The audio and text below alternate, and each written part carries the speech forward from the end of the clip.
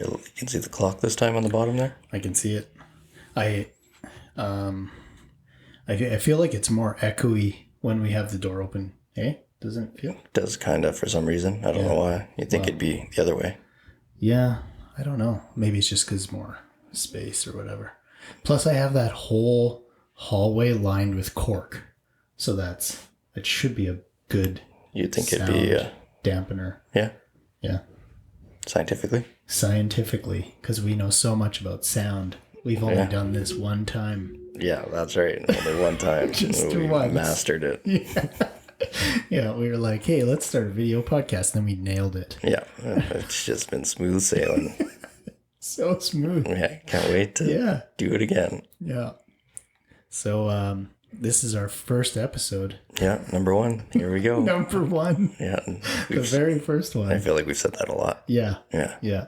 Do we lie? Do we lie on this podcast a lot, do you think? No, I think it is what it is. This is not easy setup, and it's been like a huge learning curve for both of us on this whole thing. And I think it sounded a lot easier to me than it has been. So. The idea always seems easier than the execution, I feel. Yeah, yeah. But I hope we are past the curve. Yeah. Yeah. Me too, buddy. Yeah. Well, I think like kicking this off for everybody, it's going back to like what we're doing this for. Yeah, let's get into that. Do you want to throw that out there real quick? Yeah, sure. Real good human stories came from a social campaign that we did at the start of the year called just Good Human. And that was where a panel of realtors from our brokerage got together. And what we wanted to do was bring awareness to people that have done good deeds in our community by their peers or family friends nominating them. And all these nominations come together and our panel chooses a winner. And we've created a gift kind of basket for them that has a Good Human, a really nice Good Human hoodie. It's got some gift cards from some of our sponsors. It's really well put together, and they get the letter of why they were nominated, the reason why their nominator has come forward with them. So yeah, it's a nice little package. I mean, it's definitely less about the stuff and more about the recognition kind of thing. But we wanted to make it something that people would just feel appreciated for and that kind of thing. And it's a good way for people to actually get out there and recognize other people, right? So I think I think our goal going forward with this is we want people to nominate more people. So if you're watching this or if you're listening to this on a podcast or whatever, then please go on social media and nominate somebody that that's a good human so that we can put them in the mix for this. Because at the end of today's episode, we're actually going to pick 2 nominees from our past nominees. Yeah. And then we're going to have them go head to head on social media. And you guys are going to get to decide who gets the Good Human package for the next one. Yeah. So it'll be exciting. We'll have the public votes and then our panel votes. And it'll be a fun little contest here of rewarding 2 good humans because they're both going to get recognized. So that's the key there. Yeah. But leading up to that, like I think the podcast part is going to be a lot of funny real estate stories from us. Mm-hmm. We also are going to have guests on board that are going to share their real estate stories, but we're also not going to stick within real estate the whole time. We're going to have guests outside of real estate. So it's going to be a funny, lighthearted show with the nominations at the end. And then we're also going to showcase a little bit more of those people's businesses as well. Yeah, totally. I just, to echo what you said, you're right. It's like, definitely because we're in real estate, there's like a real estate centric focus that kind of just inherently gets put into the podcast. Yeah. But I also think that we want a part like this more to be focused on like good humans in general, right? Yeah. Like I think the purpose of the podcast is just to highlight good humans in our community in Edmonton, like in our place that people might know, right? Yeah. Just get people out there, right? Sort of thing. So that's the premise of what we're doing here. What is it? It's 10 a.m. on a Monday. On a Monday. Were you, what are you listening to in your car right now on the drive over? Mornings I put on 6:30 Chad. You Like, and your I 6:30 know Chad. you think it's so weird. It's so boring. It's like such an 80-year-old man It thing is. to listen to. It's like a calming thing. Yeah, you like it? Yeah. Just chills you out? Yeah. It's for your mental health? Music right now, like it. Just there's nothing good out there, right? Like I can't put on the radio and shuffle through it. I'm kind of bored with my current music, so That's a good question, actually. Like, I'm really into Dancing on My Own by Robin right now. That's like my one song just that I just listen to nonstop. over and over. It's got such like an 80s vibe to it. And I've been like, my Stacy and Lily both make fun of me because every time they get in the car, it's like blasting. They're like, oh, you got your song on repeat right now. So how long does this trend usually last? It depends on the song and how much I like it, but that's like a thing for me. How I listen to music is I just like zone in on one song, and it's like it could be 2 weeks, it could be a month, but then when I'm done with it, I can't listen to it again for months. Never again. Or maybe a year or something like that. And one day does that to the absolute shit out of it. And one day does that switch just flip and you're done? If I find another one that I like better, then it might just take its place, or I'll listen to that one until I get absolutely bored with it, and then I'm like, okay, back to podcasts or audiobooks. Wow. Yeah. I've been pretty bored in in all the spaces right now. Yeah. You can't find anything else? I can't find anything. Do you just go silent sometimes? You just drive and think? Yeah. I'll roll the window down and listen to the traffic around me. That's more interesting to you than like music or people talking? Yeah. I just can't find listen nothing. To the low hum of cars and ambulances. Yeah. Sometimes it works. Oh, right on. What do you like? Do you have like a normal playlist of songs that you listen to? Or? I'm a guy that will shuffle through like a group of like 10 to 20 like constantly that have just always kind of been there. Oh yeah. And I'll just flip through them. And you just can always go back to those 10 to 20 songs and they'll always be like they'll always be good. I don't overplay them. Yeah. Well, I play them a lot, but not like every day, 13 times a day. Sure. Yeah. Yeah. I'm actually curious to know like what type of music listener are people out there? Like, are you the type of person who just listens to the shit out of one song like me? Or do you have like a massive playlist of like a bunch of songs that you always go through? Or are you like Justin who has like a quick 10 or 20 or whatever that you just kind of like a safe zone where you know that you'll always like those songs? Yeah. I'm curious to know what kind of people are out there. Like, tell us if you see this in the comments. Okay, well let's roll into this thing. First thing is one of the things in this podcast that we like to do is we like to tell funny real estate stories. We get realtors on, or just funny stories in general that people might have from like their jobs or something like that. So I know we've talked about this quite a bit, and I've heard your funny story a few times.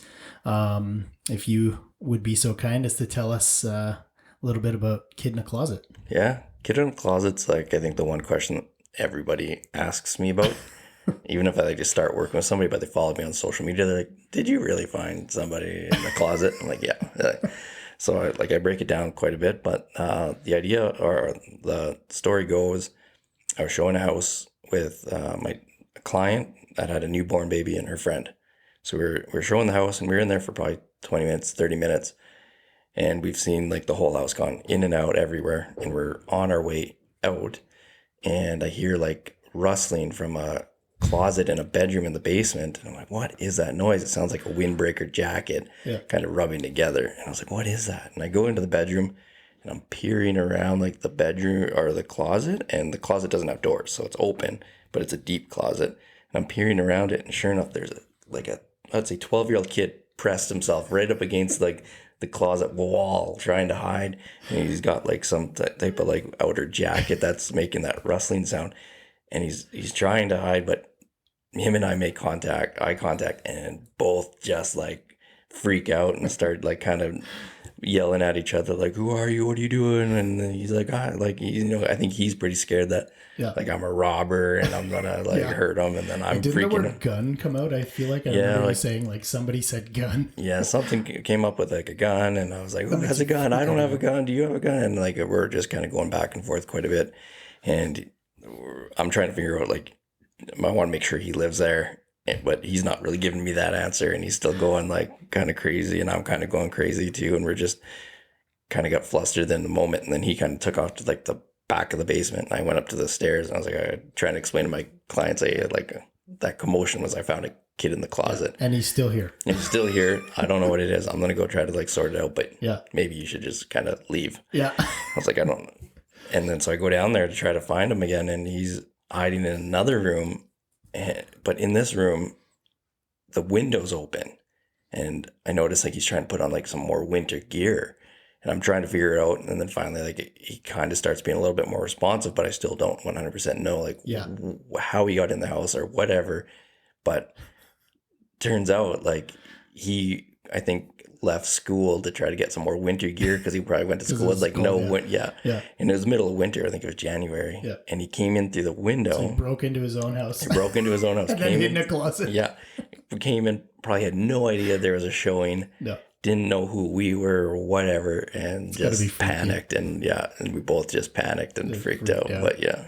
You know, that's funny because I'm like giggling here because I'm remembering one detail that you told me about this story that actually that I completely forgot about until this moment, because I've heard you tell this story a bunch of times, but the very first time you told me this story, I got this visual because you told me that like when you looked in the closet, you first looked down and you saw like legs and they were like kind of sticking out of some coats and stuff. So you like, well, that's weird. You know, there's some legs, and then you like followed it up to his body and then eventually just made eye contact with this kid. And I was like, that part of the story, I remember like thinking about that and just saying, like, I remember being so freaked out for you in that moment.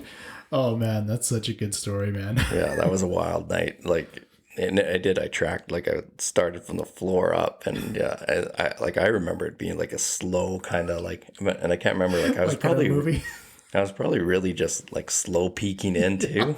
So just so creepily, right? And then I can just imagine like putting myself in the kid's shoes, like watching you just like slowly pan up and then making eye contact, and then all of a sudden it's like it's just fucking chaos. Yeah, it went like 0 to like 100 like super fast. Yeah. The other detail that I forgot about was that there's a baby in the mix of this thing too. Newborn baby. Yeah. And I remember my clients are kind of spooked out, right? Like they don't know what's going on. No, and like, of course not. And she's holding her newborn. I'm like, you can go. Like, this story's funny from so many different elements. If you think about it from every different perspective of every person, it just gets funnier and funnier. Yeah, I'd love to hear it from like my clients' viewpoint, because it's like they were just like listening, not seeing, right? So like, what did they picture in their head? We should actually have them on the podcast one day and like get them to actually tell the story from their viewpoint. They've mentioned it to me like a few times, just like how funny and crazy it was and stuff. So, but I've never. The kid. Imagine getting his perspective. Yeah, that'd be a whole different thing too, right? Like it's 3 totally different perspectives. Yeah. But that's been like, I think the biggest fear in like any realtor's like careers, like finding somebody in a house. And there's so many other stories kind of involve that, pets. Like, but that's like the one thing. And then like since then, it's kind of like messed me up. Because it's like, I don't want to be open closets, or like you show up to a house and it's like pitch black and you get there way before your clients and you're like, oh, I'm going to turn the lights on. No, I'm not going to do anything. No, I didn't do that. You go ahead first. Yeah, you go. Remote. Yeah, check those, make sure all those light switches work. Yeah. Oh, that's so funny, man. That's funny because that reminds me, like, I remember, well, like, keeping on the real estate topic, let's shift gears right now. Let's talk about we were talking about our pet peeves there the other day, and both of us had some similar ones, and one of them is open houses. Yeah. I think a lot of realtors, like that's like the one thing, like when you launch into real estate, like the one thing you start doing is open houses, because it's the one thing you can kind of help another agent out with, is running open houses and trying to get clients or sell that house. And that's a thing. But man, I don't miss doing them at all, because it's there's so much just like work to do them for like little outcome. And the work is just like such a scattered kind of like mess of like putting up the signs is by far the worst. I think I hate it so much. Hate it. Yeah. You got to first get 5+ big signs that say open house, and you got to put them in your car. They're usually these awkward sandwich boards that you got to like drag out into the middle of an intersection. That's the worst part, is like the shame. I don't know, why does it feel so shameful to walk out with a sandwich board in your nice clothes to throw it on the corner, and you're like, everybody's watching you at the red light being like, look at this chooch out here with his sandwich board. You're doing it at like probably like a rapid pace to them, so they're just probably entertained because we just pull over quickly. Or like, I'm gonna get it on that corner as fast as I can. Where do you park? First of all, it's like, where do you park? Yeah, because we're always putting it on the busiest street, and then you want to put it on like both corners. Yeah. So you're on the Frogger. You don't play the game Frogger to get it across through traffic, and you're running with this big thing, and you're trying to make it back to your car because in your suit. Yeah, in your suit, and you're tucked in little blazers, and And I think that's the worst, right? He's putting the signs up and then taking them down because like you show up to the open house and put your signs up looking really good. Yeah. But when you go pick them up, your suit's all unraveled, your tie's like half off. You look like a mess, you right? Got your freaking apple fritter dust all over apple fritter dust is covered. Because not to mention you bought 12 donuts. For the minimum 12, maybe 24 if you're overzealous. Because you think it's going to get busy. And everybody's going to be there. Everybody's going to come and eat your donuts and drink all your 3 gallons of Tim Hortons coffee. And then you take it home and you eat the stale donuts and the cold coffee because you don't want to waste it. You just spent $40 on your open house that you're gonna eat those. Yeah, who else is going to eat 45 Timbits? Yeah, right. But I was thinking about it actually, like when we talked about it, like. From the start of the open house, of like how good you look, and then like the first half hour, it's like you standing in the window of the house looking for the people to like drive up, and then you slowly like move to sit on the stairs, and then that's when like YouTube or social media comes out, and you're like, I gotta make a post, and then you're like, hey, look at me, gotta make a post. I'm here for another hour. Sitting here with my open house. Come visit me, please. Yeah, I got donuts, please. And Pellegrino juice, like it's so ridiculous, right? Yeah, so dumb. Yeah, so like you go over and looking so good, and then you leave just looking like a mess, but you didn't even do anything in that 2 hours. You're just a hobo, so defeated. Right? Yeah, and then the one people that come 5 minutes after your open house closes. Nobody comes for the whole 3 hours, and then it's like you put everything away, your car's loaded up, the donuts are in your car, there's nothing there, all the lights are off, somebody shows up, hey, is this open house still going? Yeah, and then you're just in a mood. Yeah. Get out of here. Yeah. I was here for 2 hours. Where were you? Where come 5 minutes after. Book a showing. Yeah, book a showing. Here's a box of Timbits. Yeah, here you go. Yeah, take these and get on your way. Don't even offer it to them because you're mad. I'm gonna eat your donut on the way home. Yeah. Oh, that's funny, man. Yeah, open houses. That's I don't even like to do them anymore. To be honest, I just they're tough, man. Like it's tough. Everybody buys houses online these days. It's really hard to get those people, but some agents out there, they actually make a living doing open houses, and they can do well. And I think those are like very far and few, but some have made a little career out of it. So, for sure. I mean, it actually is a legitimate way to pick up buyers. Like, I wonder how many sellers out there know the probability of like how successful open houses can be for realtors to pick up buyers versus actually selling a house, which is usually what I end up telling people is like, if I go in for a listing or something like that and somebody's like, hey, can you do open houses? And I'm like, listen, I'll do them. But I'm like, you need to know like what the statistics are for actually like selling a house at an open house. Do you know what I mean? Like, so if you want to go through all the effort of getting your house ready and getting your kids out and like, hours of cleaning and making this thing look like a show home so that I can sit in here so I can kick you out and sit in here for 2 hours on a Sunday with probably nobody coming, then I'll do it. You know what I mean? But I'm like, it's your time. Right? It's your time and it's your effort. And I'm like, but I just like, I'd rather focus my energy on what I feel like would what would make more sense to probably sell the property, right? But Exactly. Yeah. some people need to go through it just to see how it pans out, and then kind of go from there, right? Yeah. And I think a huge part of like any open house is location, right? Like if you're located where there is quite a bit of drive-by traffic or like a really hot market, then there might be something. But if you're in like a cold market, there's no traffic, there's nobody coming, right? Yeah, like it's exactly. hard. If you're in a suburb and you're not far from show homes, people are going to the show homes, probably you might be able to grab a couple of people off that, but you never know. That's the thing, right? Like some place I've done some open houses where I've been like, yeah, this is not going to be good, and it's like super busy. Yeah. And then I've done ones where I'm like, hey, this seems like a wicked location and nobody shows up. So it's like, it's so hot or cold. Who's out there? What are they doing? Do you know what I mean? It's odd, man. No, it is. It's such a weird thing, and it's such a roll the dice gamble type of a thing. Yeah.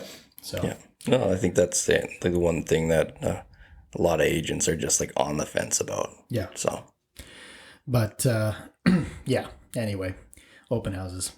So, well, speaking of open houses and like signage and stuff like that, that makes me think of another funny real estate story that you and I have together. Do you remember the time that we had to move a sign in Devon? Yeah, I sure do. That was a great day. Yeah, it's your favorite day of all time, isn't it? Yeah. Yeah. So Justin gets this listing, or Justin gets a listing in Devon, and this was back when we first met. I remember I used to help him a lot with stuff just because I had nothing else to do. So I'd go out to Devon with him and, help him, like film stuff or like market his listings and that kind of thing. And there was one day where he had a listing sell in Devon, and then he moved one, or he had a new listing coming up. So he was just going to move a sign from one place to another, which didn't make sense to get the sign company to come out all the way from Edmonton to Devon to move a sign. Yeah. Right. So he's like, we're out here already. He's like, he asked him, it was my dad at the time who was doing it. And he said, can we just move this sign from one place to another? And they're like, yeah, sure. No problem. So I remember it was like springtime. So it was like everything was just kind of thawing out, and it was like very mucky, and like there was still some snow, but it was mostly just muddy, like dirty, freaking grass and puddles everywhere and stuff. So we pull this sign out, and if you understand all the real estate signs, there's a big metal spike that goes in the ground, and then the post sits on top of the spike, right? So you hammer that metal spike in, and then you put the plastic post on top of it. But when we pulled it out, the metal spike was stuck inside the plastic post. Yep. And we were like, shit, we need to be able to get this out so we can hammer it in before we put the plastic thing on. So we're trying to figure out how to get it. Justin was stepping on it with his foot and stuff, and he couldn't get it out. So we were like, okay, well, we get this bright idea where, hey, if I grab the metal part and you grab the plastic part, and we both pull as hard as we can in opposite directions, then, physics says that that'll just come loose, and Bob's your uncle. Yeah. So we do that, and we're getting ready, and Justin's like, okay, ready? 1, 2, 3, pull. And I underestimated the one factor that was Justin is much stronger than me, and I just went for an absolute ride through the muddy waters and right on your back. On my back. And like the funny thing was I don't think Justin stopped pulling. He just it was coming loose. Yeah, it was coming loose.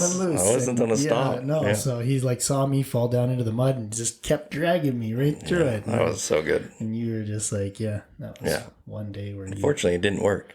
It did not work. It did not work. It didn't work. But it was a good try. It made you have a core memory that you can always... It'll sit there for a while. You wish you had a video of that, I bet. Yeah. That was the one thing that I wish everybody had Ring cameras. 2 guys out on their front lawn just playing tug of war with a for sale sign. Yeah, and then one guy just getting ragdolled through a muddy... There was a clear winner that day. Yeah, it was not me. Yeah. Freaking Devon farm boy strength. I don't know where you guys, what do you guys eat over there? Hey, I don't know what it was, but that was great. So, okay. Well, listen, we're at 24 minutes right now. Should we just shut a camera real quick and then just restart? And then just jump nominations. Yeah. Yeah. Okay. So this is the part of the podcast where we are going to pick 2 nominations from the Good Human program, and we are going to put them out there to the public to go head to head. Yep. So Justin's going to read off the first nomination. Yep. So this nomination is from Stephen Cayenne for his wife, Cassandra Cayenne. Cassandra is always looking to help out in so many different ways. She'll probably kill me for this nomination as she hates being the center of attention, but truly deserves some recognition. She tirelessly is always running her own small business, but still gives more of herself to help out animals in need. She fosters cats, kittens, and dog, sponsors some sanctuary animals locally and abroad, and attends remote communities in the spay-neuter programs when she's on vacation. She doesn't do this for the credit, but does it for her immense love for animals. Also, being a partner of a first responder, she supports me through some tougher things that comes with it, and a shift schedule that is very demanding.